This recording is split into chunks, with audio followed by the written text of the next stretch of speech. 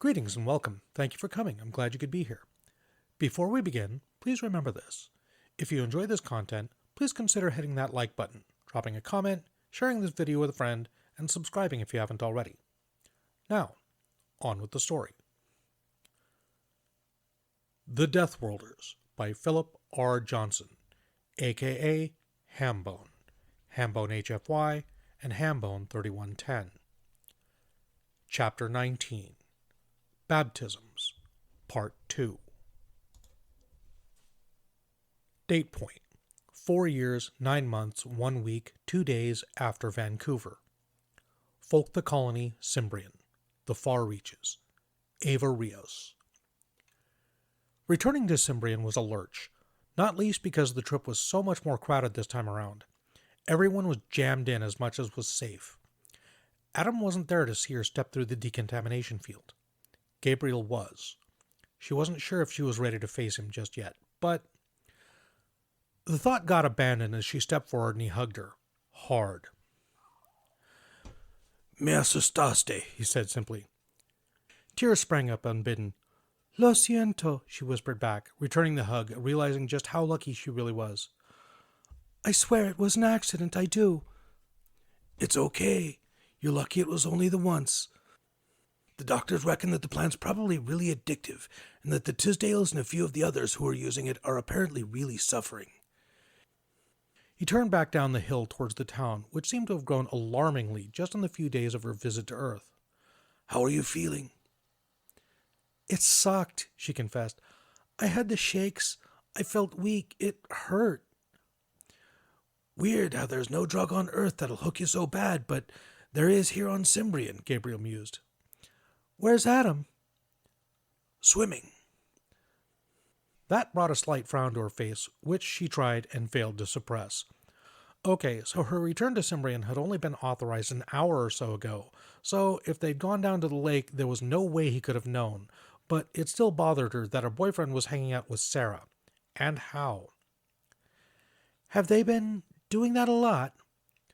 "Well, they still have a lake to swim in, yeah." They passed the Faith Center. There were really a lot of people running about the place, wearing tough clothes, one or two half wrapped up in plastic protective gear. A gang of men she didn't recognize were busily moving crates and pallets of equipment out of the barn that served as the cargo terminus for the jump array, hoisting the equipment easily in the low gravity. "Well, why wouldn't they have a lake to swim in?" she asked. "And are those the research teams you mentioned? What are they doing here?" Gabriel stopped. "You mean you didn't hear?" he asked. "Hear what?" Date point: 4 years, 9 months, 1 week, AV. "How are you finding it, sir?" The captain didn't hear her at first, but eventually the question seemed to percolate into his brain. McDaniels could hardly blame him. Her own experience of Gowan politics was an awful lot like trying to conduct internal negotiations with nations that had occupied the same land, cities, and facilities rather than having their own geographic territory. It wasn't that Gowans were deliberately abstruse, or at least not more so than any human diplomat. It was that the only time you could be absolutely certain which clan a given Gowan belonged to was if they happened to be female. That fact alone might have been a comfort and help had Gorai been home to a larger female population. Apparently, the route from the homeworld to colony was less than perfectly secure, and more than one colonial transport had gone missing en route. The Cortai Directorate had been unsuccessfully implicated in a few of those cases, the Hunters in most of the rest, and the best efforts of the male naval clans to patrol the space lanes linking the two worlds had not completely restored a sense of confidence that might encourage mothers to bring their sisters and cubs with them to the new world. Despite the much larger population and more complete infrastructure, Gorai was in some ways less of a success story than Cimbrean. In any case, 2 weeks of dealing with Gowan politics was starting to wear on her sanity, and she was much more comfortable with such things than the captain who, she guessed, had probably been staring fuzzily at the same document for 5 minutes before she entered. "Sorry, Lieutenant, what was that?" "I asked how you're finding it, sir," McDaniel repeated herself patiently. "Like hiking through a minefield," Bettini confessed. "This is a diplomat's work, not a ship captain's." McDaniel nodded. "I brought you a cup of tea, sir," she said, setting it down. Technically, as Caledonia's first lieutenant, delivering tea was a bit below her, but she had always found that little touches like that went a long way, especially when it came to meetings involving sensitive information. The captain accepted it as if she were a beneficial angel. Good news also. I think we may be able to eliminate Father Mo from the list of potential hierarchy agents, she said. The out-of-character behavior Father Reiki mentioned to you is almost certainly because the most recent cub he sired died shortly after the birth. With their medical technology, I'm amazed that still happens, Bettini mused, reading the note she handed him, which had elaborated on the subject. A genetic defect? Yes, sir. A mutation.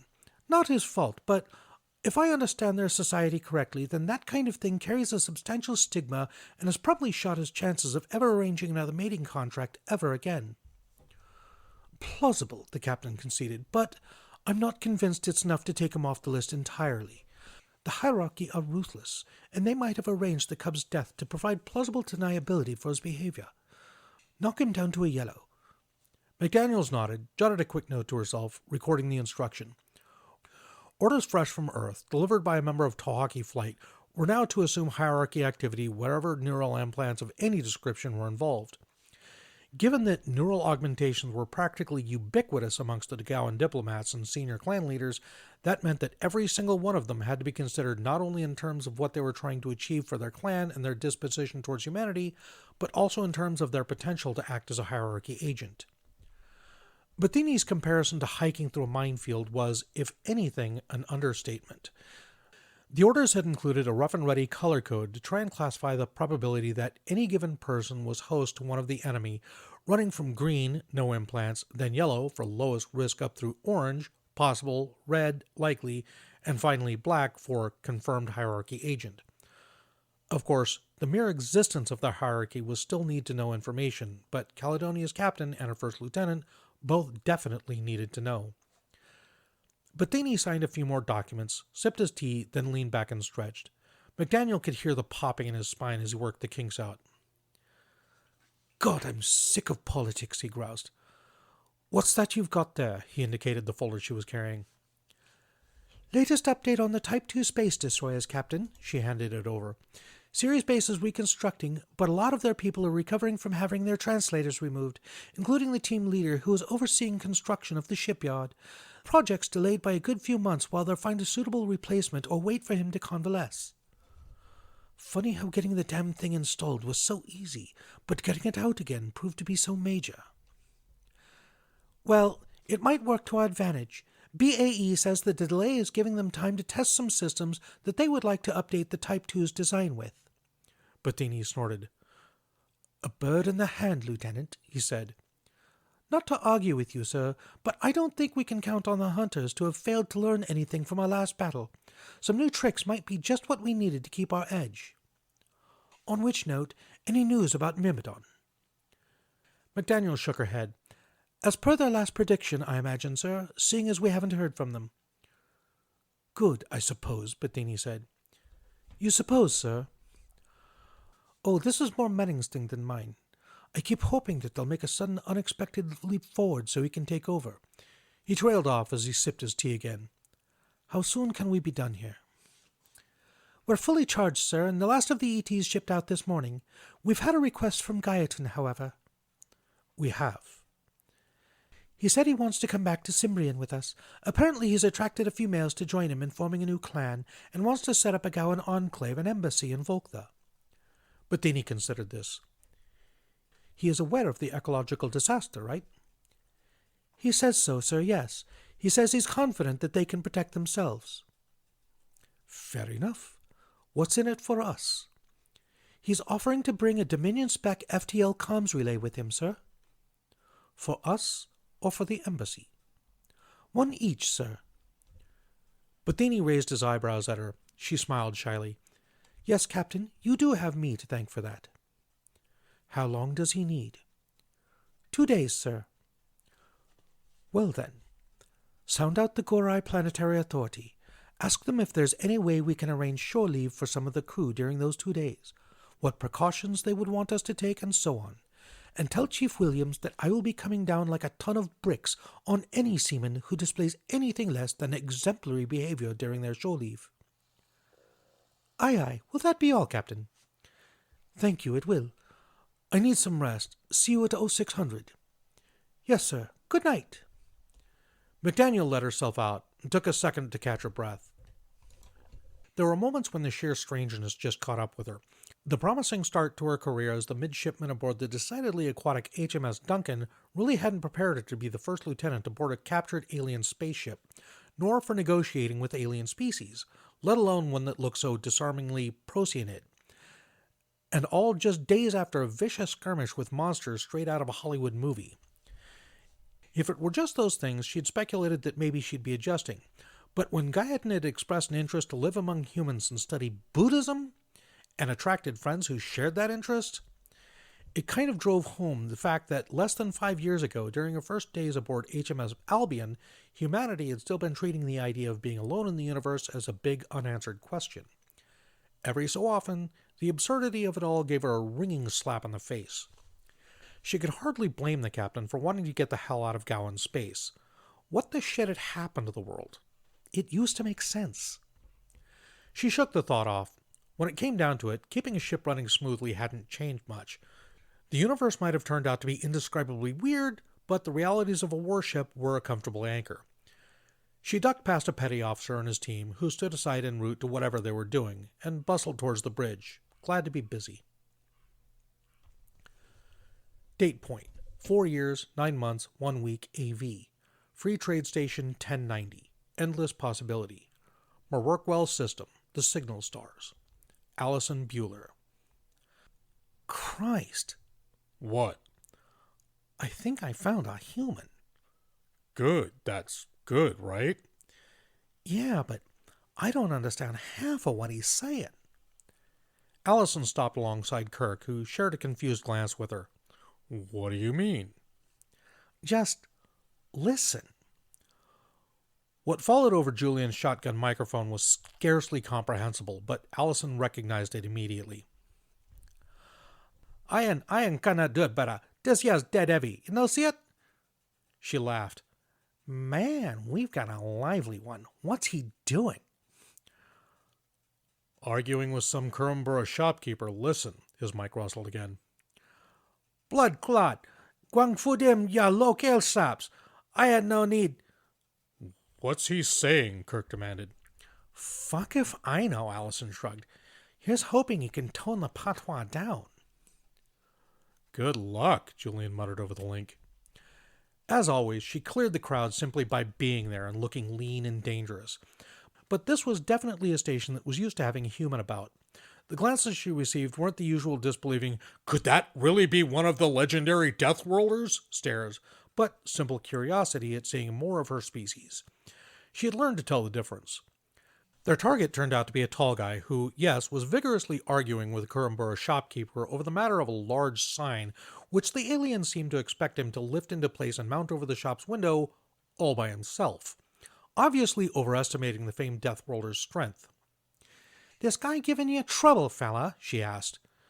The human turned, and an almost cliched, brilliant white smile cut across his face, causing the shopkeeper to flinch away.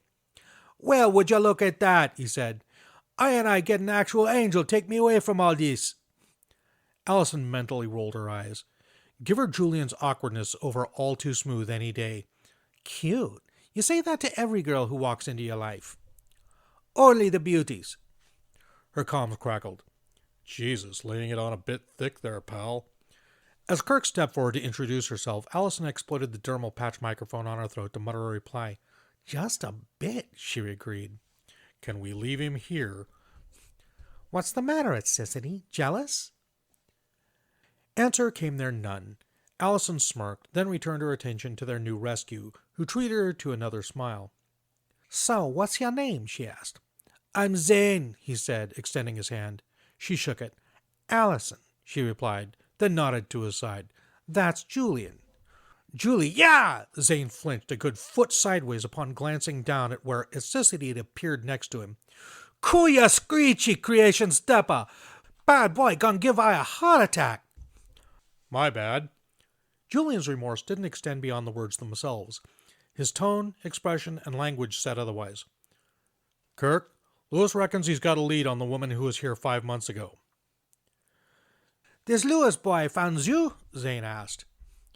You met her? First human she laid eyes on in years, sight. She moved on, though. Restless child, that one. You didn't go with her? People tend to band together out here. Daughter had her fun, you know, see? She made her way selling food, eating yum or cooking right up, he shrugged.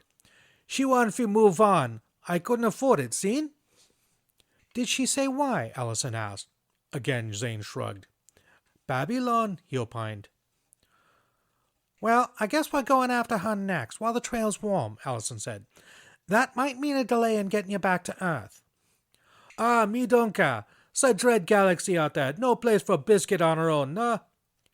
True enough. We're parked on flight deck 213, Kirk informed him. If you have any personal effects you want to gather, we'll move on as soon as you're aboard. They watched Zane go as he produced a vigorous agreement that he'd be there. I hope the ship's translator can handle him, Kirk said. Allison agreed. To Julian, very quietly, she muttered, Did something about his story about this Jew seem off to you? I didn't want to say it. Allison nodded, frowning in thought. He creeps me out. Yeah, who comes up with a line that smooth at a moment's notice the first time he sees a woman in months? She laughed a little, ignoring the way Kirk's ear flicked as he tried to eavesdrop. Jealous at Cicely? Yeah. She paused mid-stride and turned to look at him, but he'd vanished into the crowd. Date point. 4 years, 9 months, 1 week, AV. Cimbrean. The far reaches. Adam Aries. Folktha had changed drastically in just the last 2 weeks since news of the disaster had broken on the same day that Ava and a few of the others had been shipped back to Earth. What had been a largest clearing out of the forest had been cleared right back for more than a mile around. Heavy forestry equipment, bunchers, forwarders, harvesters, loaders, skidders, and more had been JA'd to Cimbrean as rapidly as the Earth end of the array could charge.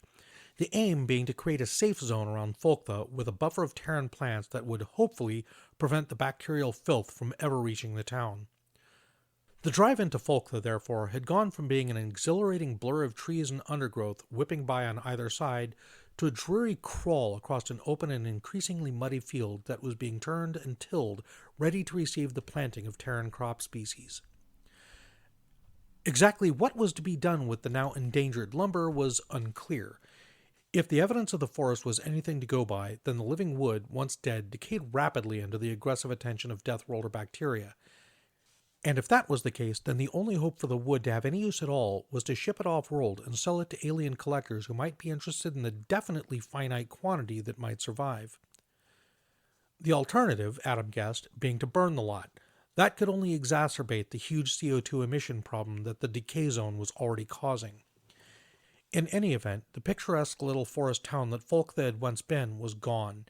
In its place was a field of machinery, lumber stockpiles, tree stumps, and the tarpaulin-shrouded blocks of crated spares and equipment. The plans that Adam had seen drawn up would leave Folktha looking beautiful again, but that would only come after a months or years-long process of interventive botanical therapy. It was like the whole of Cimbrean's story in miniature. Destroying Folktha had taken days.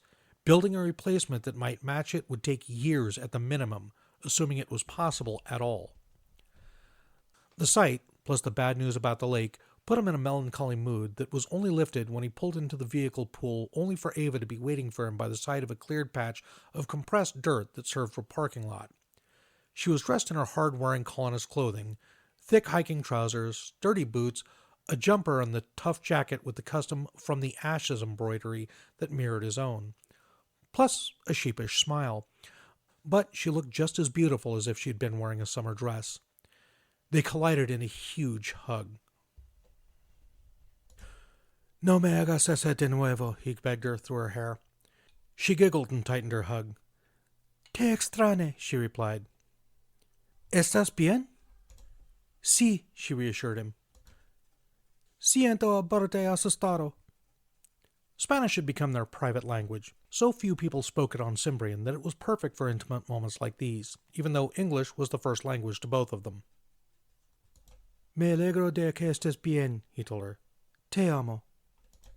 Yo también te quiero. That was everything he needed to hear.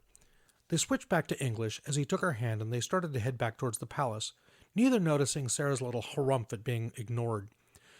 There was a thing scheduled for tonight, and they were hunting the local game animals as much as they could, appreciating what they could get before the poor creatures went extinct. The smell of roasting meat was already on the wind. "This place has gone to hell while I was gone," Ava commented. Adam sighed. "Yeah," he agreed. 2 weeks ago it was paradise, wasn't it? "Yeah," she looked down. "Hard to believe that one person did so much damage. How is the lake? Is it still good?" "For now, yeah. We're planning to head down there again tomorrow after school while there's still time." "Can I come with you?" she asked. "I want to try again." Adam hugged her tight around the waist. "It's okay to have hang-ups," he said. "You don't have to if you don't want to." Ava laughed and stood on tiptoe to kiss him. "I want to," she reassured him. "It's important." "You'll enjoy it," Adam promised. She smiled a little uncertainly, then looked him up and down. "So look at you. You're all tanned and fit. You've been keeping up your exercise while I was gone." "Yeah," he grinned. "You like?" If her expression was anything to go by, she liked, but her tone was light as she reached up and ruffled his hair. "You'll do." They stood aside as a mule towing a variety of heavy equipment grunted its way down the street, which was beginning to be in dire need of a proper asphalt service. "Where the heck did that come from?" Ava asked. "The jump array's over that way, isn't it?" "They built a new one." "Who did?" Adam indicated a team of men in high-visibility jackets and hard hats who were riding in a trailer being towed by another mule as they bounced past. "Some guy called Moses Byron got involved," he said. "Big billionaire hombre. Said some stuff about wanting to turn Cimbrean into the breadbasket of the human race." He shrugged. "Like, half of these people work for the guy. They've got their own array over that way now, twice the size, and I heard they're going to build one twice the size of that." "How the heck is anybody keeping this whole thing organized?" Ava asked. "You got me. I don't think anybody really is," Adam told her. "It's been insane. There was like a quiet day or two after the news broke, and then people and gear just started arriving, and it hasn't stopped since. Dad reckons we're either going to completely screw this up or settle into a rhythm sometime soon where we can start getting organized again. But for now, he called it anarchy on a good day. I offered to help out with the policing and he said no." "Sure you didn't say over my dead body?" Adam laughed. "Yeah, that's closer," he admitted. "There was swearing." "Do you think there's anything we can do to help?" she asked. "I wish," Adam said. "I've been trying to find something useful to do, and everybody says things like, 'Just don't get in the way, kid,' or whatever." "Ugh," she grimaced. "I hate that." "You and me both. I need to be doing stuff, you know?" "Tell me about it. I've had a lot of time to sit and think in the hospital, and it just..." She trailed off, but Adam knew exactly what she meant. Quiet time, thinking time was remembering time. Remembering time hurt. One of the news crews that was covering the unfolding events on Cimbrean had a SoCal accent and tone of voice that reminded him painfully of his mother. "Hey, you're here, and I missed you," he said, taking her hand. "Can we just forget about all this and just hang out?" She paused, smiled, and wiggled her head onto his shoulder, hugging his arm as they approached the warm and noisy circle where the first of the night's whole roast was just starting to be sliced up. "Yeah," she agreed. "Let's do that." Date point: 4 years, 9 months, 1 week, 2 days, AV. Starship Sanctuary. Deep space. Julian at Sicily. "It's kicking harder than I thought it would." "How much harder?" "Well, like, this gun's kicking about as much as the kind you see in the movie, but the bullets are tiny." "Yep. Basic rule at Sicily. You don't learn anything about guns from Hollywood." Sanctuary was a yacht, not built for transport capacity, so its cargo rooms were long and narrow afterthoughts tucked away in an unused structural space on either side of the power core's equator. Aside from the slight curve, they were about perfect for use as a shooting range, and Allison had found a micrometeoroid protection foam that doubled perfectly as a bullet catcher, which she had sprayed all over the back wall. After that, the nanofactory had made it trivial to construct some targets. "Okay, so you've got the feel for it," she said, and stepped up to him just a little bit too close for innocence, aiming her left foot downrange and miming the gun he was holding. "So just aim a little bit lower, and remember, you want to squeeze the trigger." "That's not the only thing I want to squeeze. Focus, focus." He slowed his breathing a little and directed his attention to the weapon. This was no different than mastering throwing his hatchet had been. All he needed was repetition. Aim a little lower, squeeze on the exhale. Whoa. "See?" I hardly felt it that time. She stepped around him, and this time there was contact, as she indicated that he had done right. "You didn't jerk the trigger, so the gun didn't fly up like this. So the recoil didn't make it worse, you see?" He saw and flexed his grip on the gun. He also saw the way her eyes flicked to the movement of the muscles in his arm. They flicked up and made eye contact. By some effort of will, he held her gaze. And this time she was the one who finally broke eye contact and looked away, clearing her throat, pulse raised. Jesus, Lewis is right. She took the gun off him, gently. "So, watch me." Stance, aim, fire, fire, fire, click. She ejected the magazine, checking the gun was safe, and set it down on the bench before pressing the button to recall the target. Their paper target had a trio of holes inside the 10-point circle of its razor-toothed mouth that Julian could have fit his thumb over. "Show off," he said. She smiled over her shoulder at him, confidence restored. "Jealous at Cicely?" "Yeah." With practice, you might be half as good as me," she teased, putting the gun back in his box. "I wasn't talking about the gun." She turned, and he was astonished to find that his own feet had carried him up behind her, so that when she did so, their belt buckles were practically touching. She put her hands behind her, bracing herself on the table. "That smooth son of a bitch upstairs?" she asked. "Please, like he's half the man I am." She tried to laugh it off. "Ego necessity?" "Planet Nightmare, 6 years. Figured I've earned it." He leaned just a little closer, watching her lips part and her skin flush. "Problem is, that planet doesn't teach you how to be real with somebody." She swallowed a little. "Being real, huh?" "Yeah." "How real you want?" "Fucking tell her, you son of a bitch." "How..." He cleared his throat. "How real have you got?" "Good job, man. Way to wuss out." She blinked at him. Then she kissed him. Sheer surprise almost stopped him from kissing back. Almost. Instinct saved him, driving him forward to meet her with a back-of-the-throat noise of delight that came out of nowhere, sending his arms around her waist. She gripped his hair with one hand, while the other splayed on his chest over his heart, then moaned softly as he put a hand on her ass and pulled her hips toward his own. Her own hand went straight down the line of his torso and pressed against the front of his jeans, gripping tightly and lingering there for just a second before she broke the kiss and recoiled as if his dick had burned her. Fuck, too real," she gasped.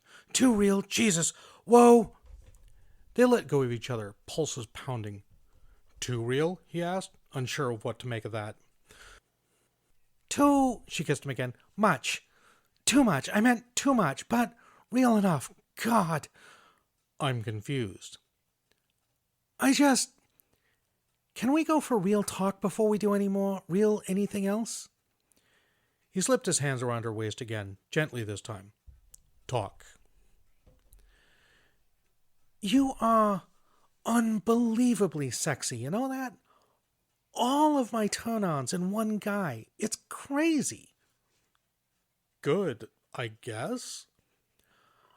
I can't. Oh, for fuck's sake, Julian. I really, really want to fuck you." "I figured." "No, shut up and let me say this. I really want to, but we're not going to, okay? Not so long as we're on this ship. Not happening." What a fucking tease. No. Think, dumbass. It took an effort of will, but Julian wrestled his frustrated libido into the corner, and the logic presented itself. You're worried about the ship, the mission. Oh, fuck's sake, do you have to understand as well? She exploded. Yes, the mission. Being on this ship. Doing something with my life. Mattering. I don't want to lose that. So, what do you want? The question shut her down for a second as she thought about it. What about you? Are we just physical? Shit, I don't know. We're a pretty good team, and I like you. Like me? A fuck of a lot, yeah. Julian smiled sadly. Have we ever done anything other than exercise and flirt? What's your favorite movie? Band? I don't even know where you grew up or what you did before your abduction. I like you too, despite all the taunting, but... She shut him up with a kiss. Okay, that's enough real right there, she said. Let's start with all that shit and figure the rest out, okay? If that's what you want. That's what I want, she confirmed. Okay. Great. Yeah. So, what's your favorite movie? Allison froze, then glanced up at the ceiling. Julian frowned. What? He asked. Just checking there's no cameras in here, she said. I don't want the guys to hear this. So wait, you're fine with them watch... She interrupted him. It's Tangled. Tangled? Yeah. I've, never seen that one. Oh. She cleared her throat, tugged down her shirt a little, and put her hair back to its ponytail. Do you wanna? Sure. There's, just one thing, yeah? What? I, like to sing along. He blinked at her, then smiled. I think, he said, that this is going to work. Date point.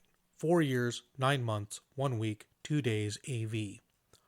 Folk the Colony Palace, Cimbrean, the Far Reaches. Sir Jeremy Sandy. While Sir Jeremy had always found Gabriel Ares to be an excellent man to work with, he wished all such senior police officers, superintendents, chief constables, or whatever equivalent rank he had to deal with during his career had been so reasonable.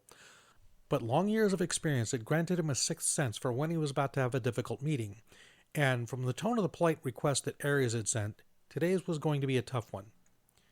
He knocked, poked his head into Gabriel's office, and asked, "Are you busy?" Ares issued a humorless monosyllabic laugh, and beckoned him to enter. Sir Jeremy sat down opposite his closest colleague. "So, what can I do for you, Gabriel?" he asked. Gabriel finished up what he was doing, flipped a sheet of paper onto one of the piles on his desk that presumably meant something to him, and gave Sir Jeremy his full attention. "You realize we've got an independently owned jump array allowing people onto the planet right now, right?" "Yes. Run by an organization owned by a man who doesn't know about the hierarchy." "I don't trust Byron to keep it a secret. What's the matter? Aren't your people screening the immigrants?" "My people don't know why they're screening for neural implants," Gabriel said. "And in any case, that represents one thin blue point of failure right here in Folktha. The traffic coming through the Scotch Creek Array is at least being checked several times, and properly, by people who know why it's so important." He frowned. "Why are we keeping it a secret anyways? It's no crazier than some of the other stuff that's happened over these last 5 years. You think people won't believe it?" "To avoid spooking the bastards into doing something rash," Sir Jeremy replied. "The more people we tell, the more clear it is just how serious we're taking this threat. So long as the hierarchy think that we aren't really taking them seriously." When Gabriel frowned uncertainly, he pressed forward. "Besides, we don't want a witch hunt on our hands. We can't let the hierarchy terrorize us into jumping at shadows." "That's a dangerous game," Gabriel said. A known security hole versus the possibility that they'll get more dangerous if we take them seriously? They know we're onto them already, and for fuck's sake, they're trying to genocide us. It's the considered opinion of the GRA, the UN, and NATO that keeping the existence of the hierarchy a secret is, for now, the best course of action, Sir Jeremy stated, firmly. I am inclined to agree. And sure they're right, Gabriel said. But Jeremy, even if one of their agents gets through that array undetected, then we could lose people. We could lose the whole planetary reclamation project. As the closest thing you have to a spy master right now, I'm telling you, Byron needs to know. Byron's a loudmouth, Sir Jeremy responded. Gabriel, if I thought he was at all trustworthy with the secret, we wouldn't be having this conversation. It would already be done. But we are speaking of the literal survival of our entire civilization and species here. Caution must rule the day. Gabriel sat back, sighing. He's really that bad? His exact words to me were, ethical is a brand. I think he thought he was making a witty commentary on human nature and being so famously honest. I see. That's a tough call. One that I've made. I just hope that your men are vigilant. Vigilant isn't the problem. Overworked is the problem. Our ratio of cops to citizens is way too low right now. Sir Jeremy sat in silence. Gabriel, I'll see what I can do, he said. Maybe Byron can be persuaded to tighten security on his side without being told why. I wouldn't hold on that much hope, though. Do what you can. I'll do what I can. And God can take care of the rest, Sir Jeremy said. Very well. Thank you, Gabriel. Sure. Sir Jeremy paused outside Ares' door and, despite not being a praying man by inclination, still took the time to glance upwards and offer a silent please to the heavens. Frankly, he was quite sure it was the most he could do. Date point. 4 years, 9 months, 1 week, 2 days AV. The Lake. Cimbrean. The Far Reaches. Sarah Tisdale. They didn't have long left before sunset, and Adam was putting in his 2 lengths to the submerged wreckage of the big ship and back, leaving the girls on the bank to enjoy the last of the sunlight. Ava was quiet, watching the lake, the sun, the trees, and the little animals that were flying, climbing, and occasionally jumping between them, all singing a quiet chorus that wasn't quite like any bird song ever heard on Earth. Sarah didn't want to intrude. Her friend's expression was serene, her lips curled up at the corners. Ava looked completely at peace. Sarah just wished she could have taken a picture without disturbing her. It didn't last. Eventually, Ava noticed that she was being watched and fidgeted a little, though she acknowledged the attention with a smile rather than with the awkwardness and said, Sorry, I was miles away. You looked really happy. Ava tucked a rope of wet hair behind her ear and looked up at the painted sunset sky, still wearing that faint smile. I feel lighter, she said. Well, yeah, your jackets always looked heavy to me, Sarah joked. Not just the clothes, Ava laughed. Just, I don't know. She looked out across the lake again. Lighter. Sarah's curiosity had always been her weakness, and her resolve not to intrude on Ava's peace finally gave in. What changed? She asked. Huh? Well, I'm really happy you're here, but a couple of weeks ago you were freaking out over this, and now... She waved a hand at both of them to indicate their mutual sky-clad condition. What changed? Ava put her head on one side, thinking. Being high was really scary, she confessed. Oh, yeah, Sarah agreed, glad that Ava's experience had mirrored her own. It is, isn't it? You've been high? Yeah. I never thought it would be so frightening, Ava said. Mom and Dad always made it sound like a horror story anyway, but not like a scary horror story. More like a kind of mind control horror story where the drug makes you do bad things. Oh yeah, I tried some of... Sarah trailed off and dismissed the rest of the story with a wave of her hand. But I got so scared, I thought I was going to die. Yeah, Ava looked out at the lake again. That's it exactly. I thought I was going to die. And then there was the hospital, and I felt really sick for days. And the doctors were all serious, and some of them looked really worried, like they were out of their depth. That was scary too. And then? And then I kind of accepted it, Ava said. Like, I don't know. Like, I wasn't happy about it, but I guess I... Sarah did something uncharacteristic and shut up, letting Ava finish the thought. I guess I realized, like, everyone's going to die someday, aren't they? Everyone. Everyone. So why be scared of it? It's going to happen one day, and then there's heaven waiting on the other side. Sarah very carefully didn't snort or roll her eyes or give any indication what she thought of Ava's naive belief in heaven. Instead, when Ava drifted off again, looking at the distant black dot that was Adam turning around and beginning the last return leg of his swim, Sarah prompted her to continue. So? Ava shook herself out of it. So, I'm alive, aren't I? I've got the chance to do some of the things I'd regret not doing, and this was one of them. She looked back at the sunset. I'm glad I did. This is... She smiled a little bashfully. If I died tonight, my heaven would be right here, exactly as we are. That sounded like one of the most hippie things Sarah had ever heard, but it wasn't a cynical thought. Instead, she felt a swell of vicarious happiness and, apropos, she scooted over and gave Ava a sideways hug. Thanks for being okay, she said. You really scared us. Ava returned the hug with extra warmth. Thanks, Sarah, she replied. I'd never have had this without you. The sun was just coming into contact with the top of the distant hills when Adam reached the shallows near the shore and stood up to wade the rest of the way. Got some bad news, he reported as he shook himself off and used his hands to scrape water from his limbs and trunk. What's up? Ava asked, standing up and offering him a hand to help him up the bank. Some of the trees on the west bank are looking kind of yellow, and they didn't look like that yesterday. Sarah broke the silence that greeted his news. That's it then, I guess. No coming back here. That's life, Adam said, causing Ava to nod in agreement. You've just got to enjoy what you've got while you've got it. To Sarah, that seemed a very sad thought, but neither of her friends seemed to be very upset. Instead, she watched them watch the sunset, holding hands, before Ava took a huge breath, flipped her arms in kind of a little shrug, and turned away from the lake to retrieve her clothes. Adam paused a few seconds longer before following her.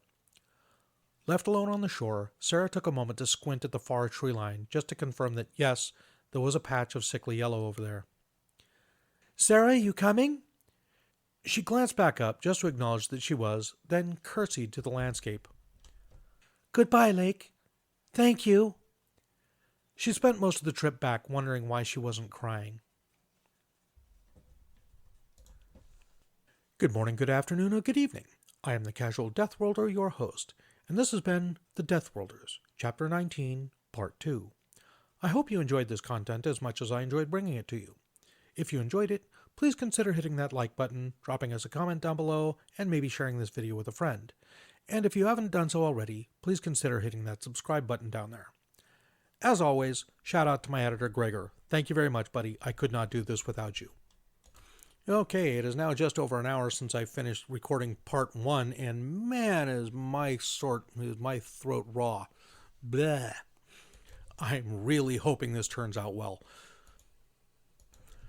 Really sad thing, about 2 weeks ago when I was working on the cover for Chapter 17, Part 2, I gave the AI generator a prompt and spent several hours coming up with the perfect image until I went to actually compile the video and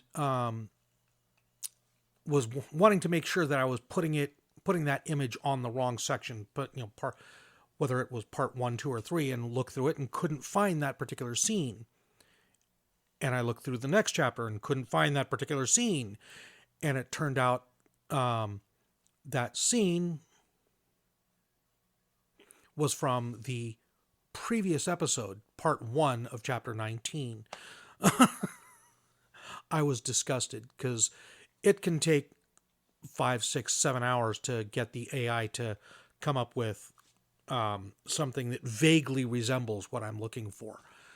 So the cover that was on part 1 of chapter 19 is that image that I'd come up with.